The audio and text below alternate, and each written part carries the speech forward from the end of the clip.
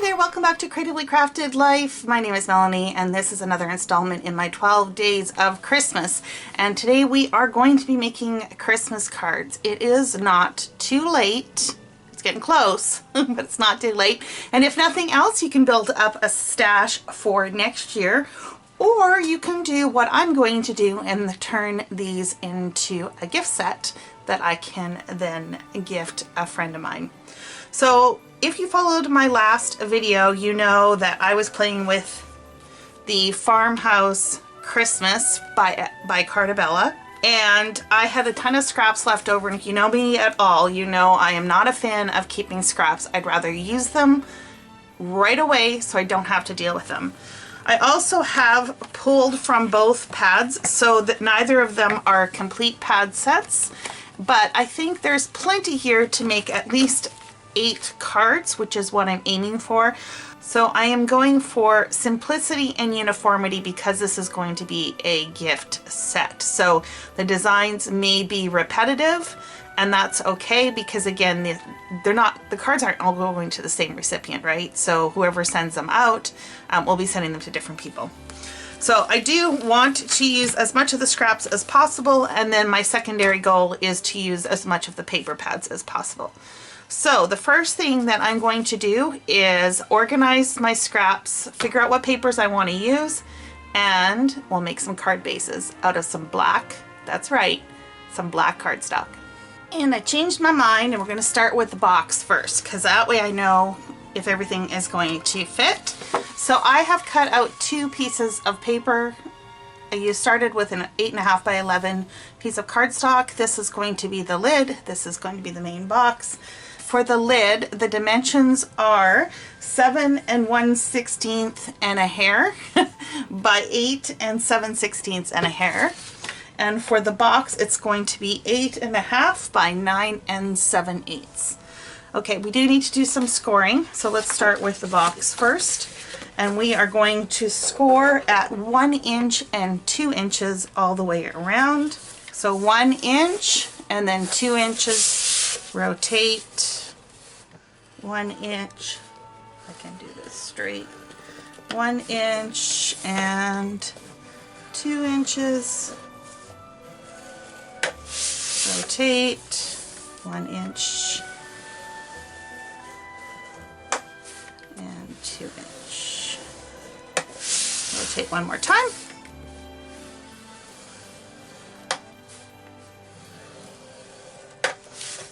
So you should end up with a piece of cardstock with 4 scored pieces in each corner. Okay, let's put this aside and let's score the lid. So for this one, we are going to score at 5/8. So 5/8, and then 1 1/4. And we're going to do the same thing as we did with the other one. Rotate, 5/8, 1 1/4. Until all 4 sides are done. So 5/8, 1 1/4.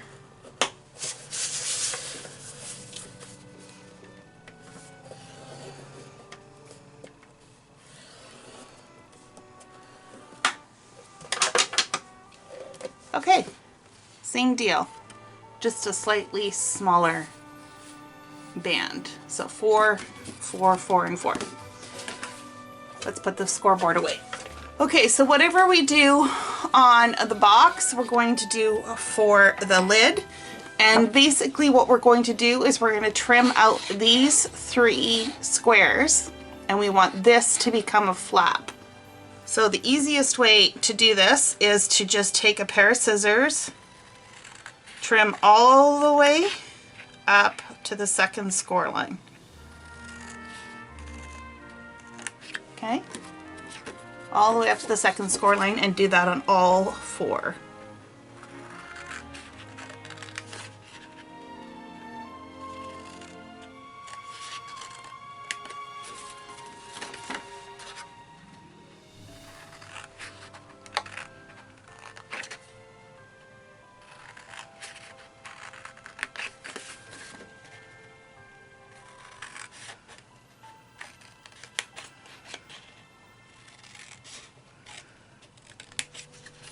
Okay, so we should have 4 flaps and 4 flaps.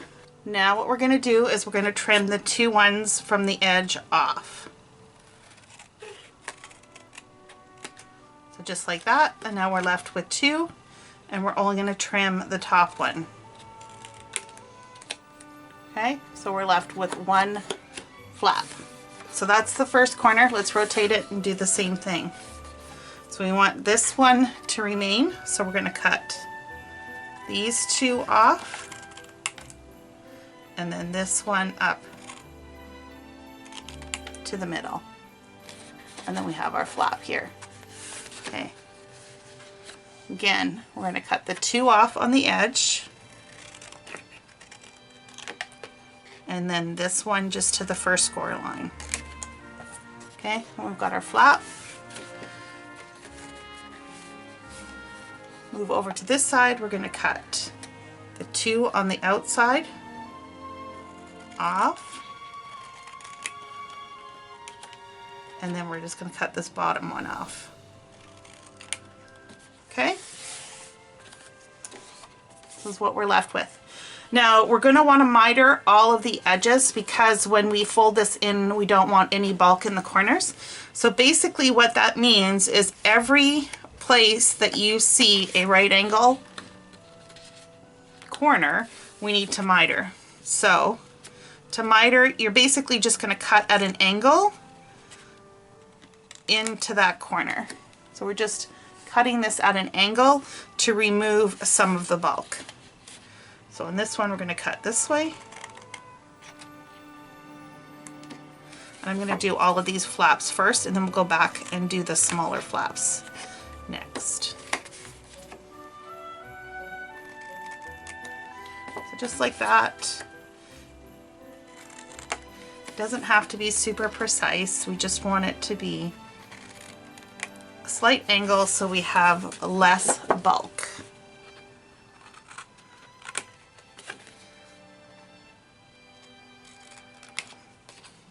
Okay, now that we've done the exterior, we need to do the flaps. So what we want to do is wherever the fold is going to be, we want to miter it this way and this way. And we're just taking, you know, just a sliver off. Doesn't have to be a lot. Just like that. Okay, so again, here's the fold. We're just going to miter this way and this way. So always the narrow end is towards the fold or the crease. Okay, rotate it and let's do the ones on this side. Again, here's the fold. So we're just going to go a little bit wider into the fold. It becomes narrower. Like so. There's the flap.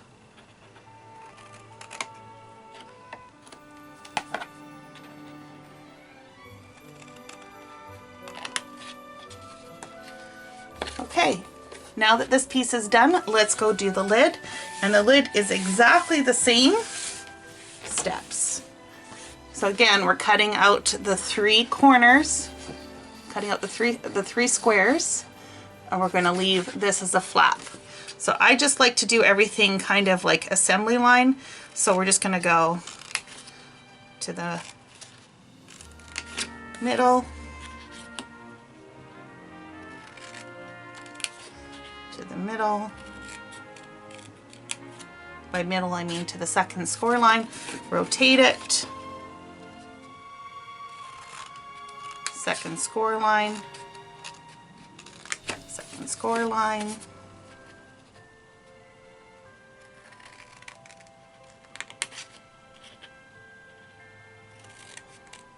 Okay.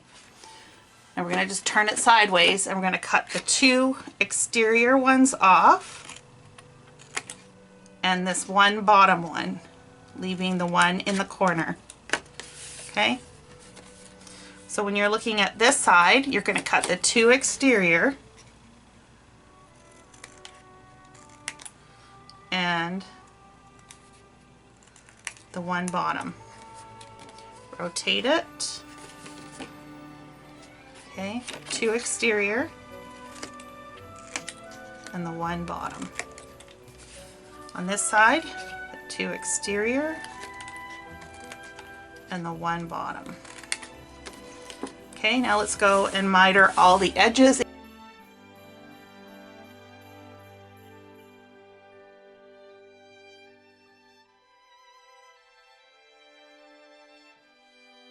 For the next step, you're going to need a bone folder, and we are basically just going to fold along all the edges. Again, I like to do this assembly line, so I'm just going to do all the exteriors first. Just the way my brain works. Okay, and then we're going to fold it again, all in the same direction. And then we're going to take those flaps and fold them in as well. And we want a good, nice crease so that when we go to assemble, it will come together really quickly. We're going to do the same for the lid.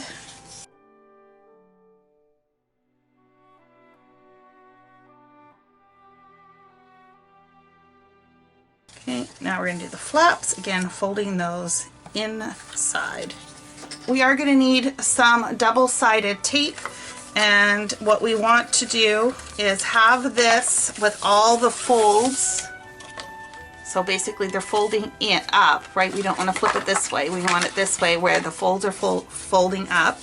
And along each of these four edges, we want to align some tape along the outer edge. So right along the edge.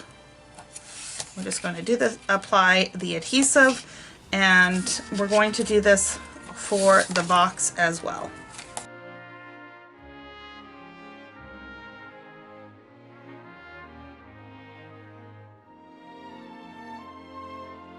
We are going to need some liquid adhesive for the flaps.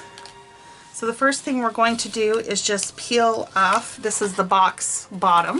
I'm going to start with that first. We're going to peel the adhesive backing off so we don't have to fuss with that. Just remember, this is sticky adhesive, so we want to be careful. We are going to apply some adhesive on the opposite side, so on the exterior side of the flap only. So I don't know if, well, you can see this. Okay, and we're going to align, we're going to fold this in and align this edge with this crease. And because it is liquid, we're just going to hold it for a second until it sets. Okay, we're going to move on to the next corner. Again, we're going to apply it on the exterior side of the flap. Align the edges. Let's give it a hold for a second. This glue sets pretty quick. Flip over. Again, exterior side. You could use the double-sided tape too, I think, for this, but I think this gives you a little bit more wiggle room to align things.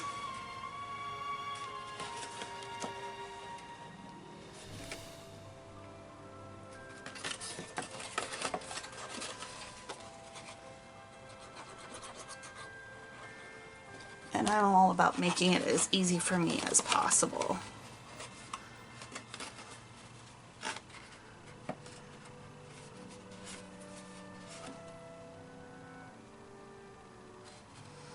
Okay, once that is set, we're then just going to fold down the sides and give that a good press. We have that adhesive on there, so it should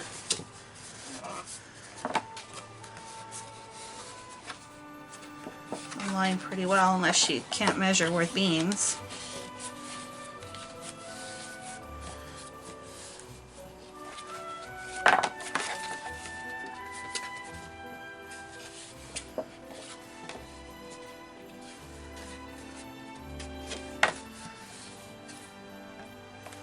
Okay, and that is our card base.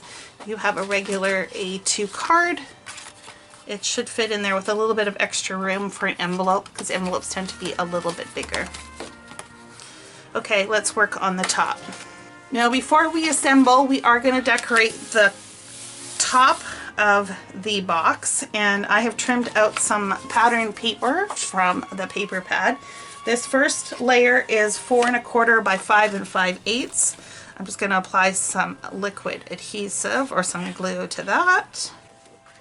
And we're just going to center that on the box top. That gives a nice border all the way around. Let's see when it folds, you can see the border. And then I thought this would be a really appropriate paper for a box of cards. All the different sentiments on there. Okay, we're just going to layer this on top. This one just has a smaller border, but we do still want to make sure it is centered. And then I used one of the cut-aparts from the paper pad that just says Merry Christmas on it, and I thought that would make a great little embellishment down here at the bottom. So you could use foam tape if you wanted to add a little bit of dimension. I'm okay with this lying flat on the box. We are going to decorate, or we are going to tie this all up with ribbon, but I don't want to attach it. I just want it to be loose. So that is all I'm going to do to decorate the box top. Let's flip this over and peel off the backing and do the same as we did with the box bottom.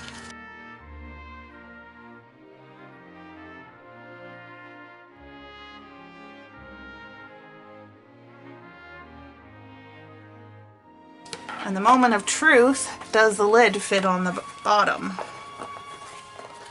See if my measurements are right. There we go. It's a cute little box, isn't it? Okay, let's get making those cards. I'd originally thought I was going to make black card bases, but I had these card sets already in my stash, and this way I don't have to go find envelopes. So I'm just going to use 8 of these as my card bases. But I do want to layer everything with black. So we are going to trim out 4 panels. I do want to leave a little bit of a white border. So the mats, the black mats, are going to be slightly smaller than 4 1/4 by 5 1/2. So that means we're going to trim this at 4 1/8. And I know I can get 4 out of each piece of cardstock, so I need 2. So 4 1/8. Normally 5 1/2, so we want 5 3/8. Now, if you're really good with your trimmer, you can stack your paper and cut multiple sheets at the same time. I have a hard enough time cutting just a single one. I'm getting my measurements right. So I'm going to do them singly, but by all means, if you have that particular skill set, you know, speed up the process a little bit. So to make my cards really quick and easy, I'm going to use the cut-aparts from within the paper pad. I'm going to trim these down to size, which is going to be my next step. Okay, that's going to only give me 5 and I need 8, so I trimmed out 3 of the smaller ones. Obviously, as far as a card front goes, you know, the small will still work, but I will probably bulk these up with some additional layers behind them, but that is at least where we are starting. Now, I have a bunch of scraps here. These are all the toppers from the cardstock. These are just little rectangle pieces, and then I have some decent borders. And so I'm going to leave these borders alone for now. I don't want to touch these. But all of these other pieces, I'm going to make something called serendipity papers. So let me grab a piece of 8 1/2 by 11 printer paper to use as a base. And basically all we are going to do here is we are just going to decoupage or create some sort of pattern. Basically, we're going to use the scraps to make a piece of cardstock that we can then use as a panel on our page. So I'm going to spare you the details of watching me piece this together, but I'm just going to use some liquid glue and I'm just going to go to town, and it's going to be, sometimes it'll be a pattern paper, sometimes it'll be you know, a more solid sheet. The sizes are going to be different. Anything pretty much goes. and I will show you what the paper looks like when it's all glued down. Okay, so this is my Serendipity paper. You can see it's a multi-patterned paper. I filled the entire 8.5 by 11. It took away more of my scraps than I thought. This is all I have left. I have very few of the borders. Really happy with how this turned out, which means I'm just going to be able to use more from my 6x6 paper pad. So I am going to trim these down into panels that will fit on the black with a small black border.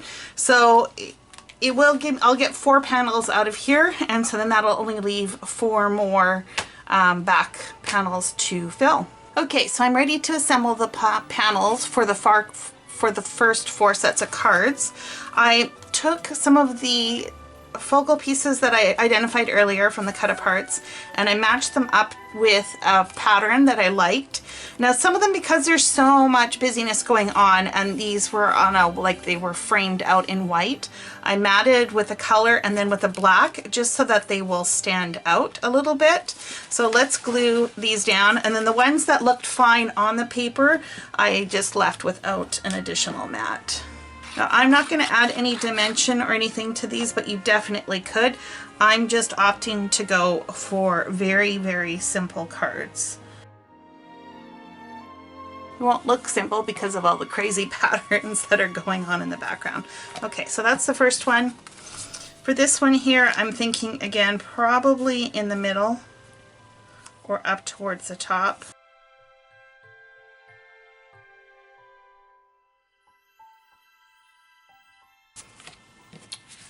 So this panel here, the way this piece worked out with the solid colors down at the bottom, I thought worked really well with this barn, and it just forms a perfect mat for it without needing anything more. So that's all I'm going to do for this one.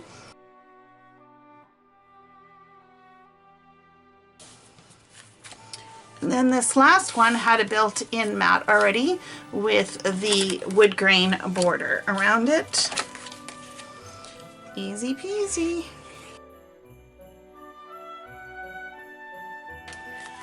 Okay, let's glue these onto the card, friends, and move on to the last 4.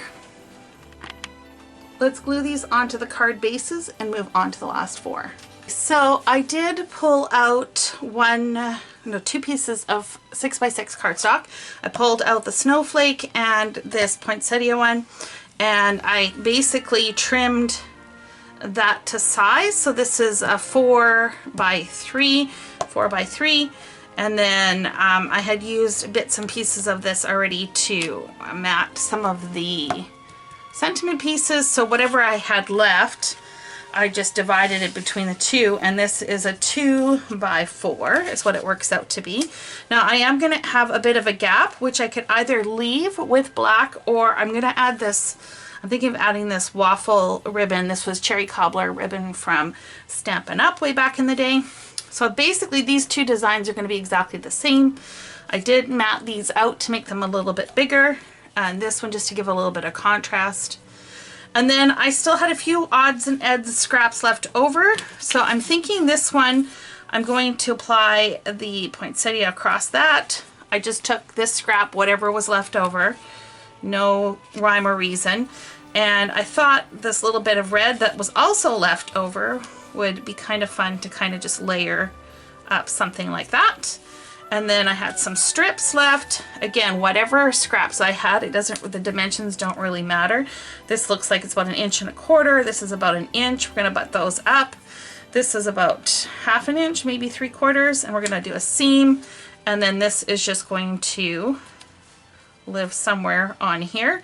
And I might jazz these ones up with a bit of foil washi. So let me get assembling these, and then I'll show you what they look like. Okay, so here are these cards finished. This one has the ribbon on it. I did put these panels on foam. I only did 2 with foam just to cut down on some of the bulk so everything will fit in that box. This is the other one with some foam adhesive behind it. Again, same design, just swapped out the focal point.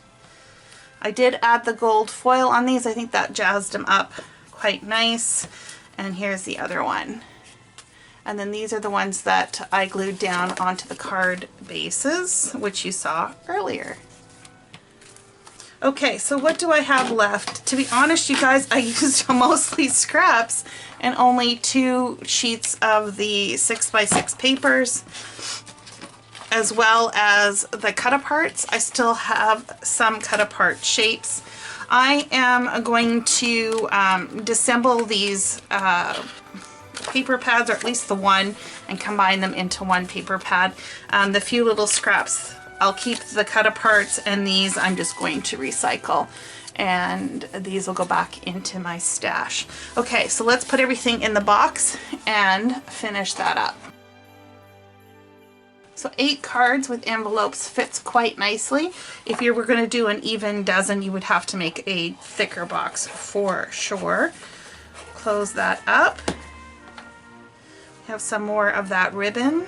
I like to be pretty generous with the ribbon because I hate tying a bow with a skimpy piece of ribbon. I have a hard enough tying bows as it is, let alone shortchanging myself. Oh, that one turned out pretty good. First try.